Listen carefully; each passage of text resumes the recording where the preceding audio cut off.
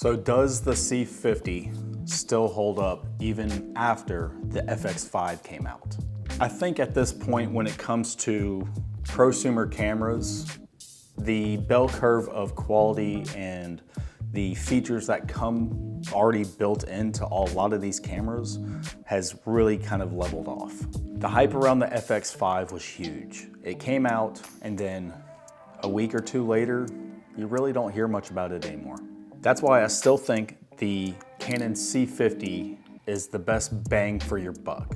It came out a little bit ago. I was so impressed with the one that I bought, I went ahead and bought a second one because I like the idea of having matching cameras and having all my settings completely the same. I don't have to go in and do a bunch of wizardry in post to make the cameras look the same.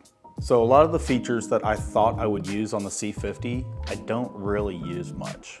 The open gate, yes, it's great, but I don't find myself going to that. I shoot in the 4K, I shoot in slow motion, and I don't really find myself going to RAW very often.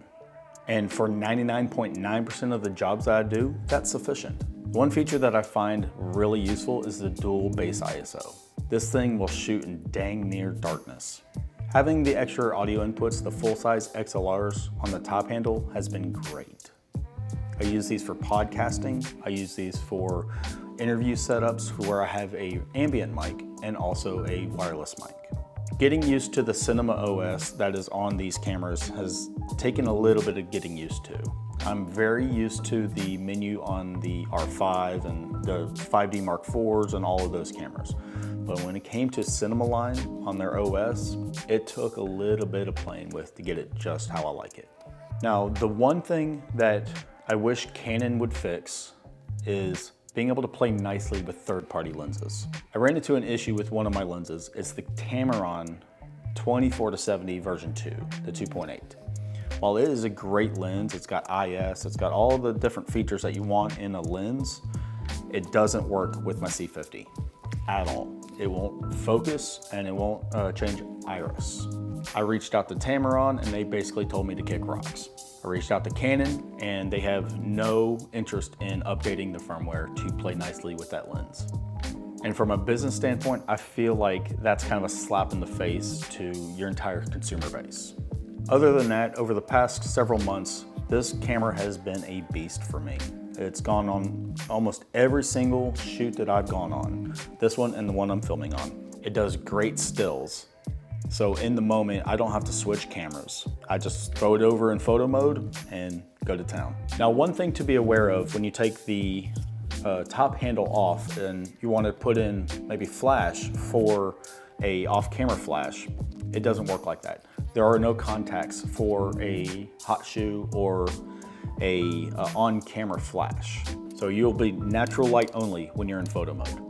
If they come out with a wireless trigger that works with the smart shoe, then man, this is gonna be one hell of a camera. One other feature that I don't really see myself using in the future is being able to change out the lens mount to maybe a PL mount. I don't have any of those lenses, but it does have the option to be able to do that. And one more note before you purchase this, if you have a bunch of old LP batteries from your other Canon line, they won't work with this camera. You have to get the updated LP E9N batteries that work specifically with the C50, the R5 Mark II, and I believe the R6. So if you have a bunch of those older LP batteries lying around, they won't work with this camera. This has been a 5-month review of this camera. I've probably taken this camera on, 20 different shoots over the past 5 months. And it has performed extremely well. It's never failed me, it's never overheated. I've been outside with some firefighters working. I'm talking 110 degrees out on this parking lot, and it has not overheated once. Now, that's something that I don't think the FX5 or FX3 or 30 can say.